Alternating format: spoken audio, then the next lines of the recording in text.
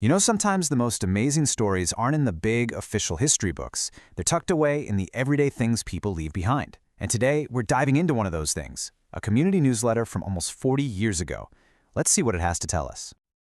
So just imagine stumbling upon this. It's a real artifact from 1986, filled with a world that feels so distant but also kind of familiar.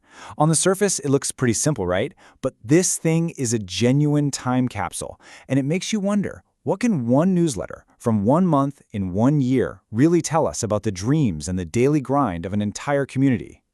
To even begin to answer that, we've got to first understand exactly what we're looking at, because this isn't just any old piece of paper. It's a very specific document, created for a very specific reason. Okay, so what we have here is Maalai Thendral 86, which translates to Evening Breeze 86. And it was the official newsletter for the Youth Wing of the Tamil's Representative Council in Singapore. Now, that right there tells us so much. Our stories about young people in a particular city at a very specific moment in time. This was their voice, their platform.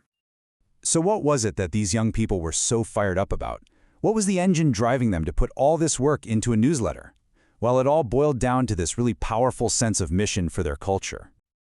I mean, just let that sink in. This one line from their editorial column says absolutely everything. It's not just a nice thought, it's a declaration. You can feel the weight of that responsibility and the passion behind it. This generation wasn't just going to sit back and let their culture happen to them. No way. They saw themselves as its guardians. And they had a plan, a real one.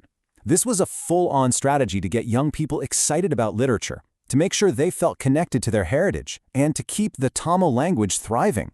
But it wasn't just about books and language. They were pushing for people to get involved in the arts, dance, drama, you name it. They were building a living, breathing cultural identity from the ground up. Now, having a mission statement is one thing, but actually putting in the work to make it happen? That's a whole different ballgame.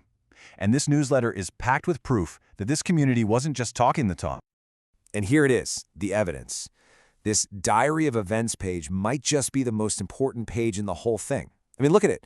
You can tell right away, this was not a community that just met up once in a while. It was absolutely buzzing with energy and nonstop activity. Let's just map this out. In just over 1 month, they've got a picnic for the kids, cultural classes, not one but multiple seminars for some serious learning, and a huge dance night. The pace is just wow. This wasn't a casual hobby for them. This was their life, and they were all in. And it went so much deeper than just that. They were running storytelling competitions to get the little ones involved. They were launching new branches in other neighborhoods to grow their reach. This was a seriously sophisticated grassroots movement, actively building its own future, one event at a time. Okay, but here's where the story takes a really fascinating turn. Because a community this active doesn't run on passion alone. It needs real support.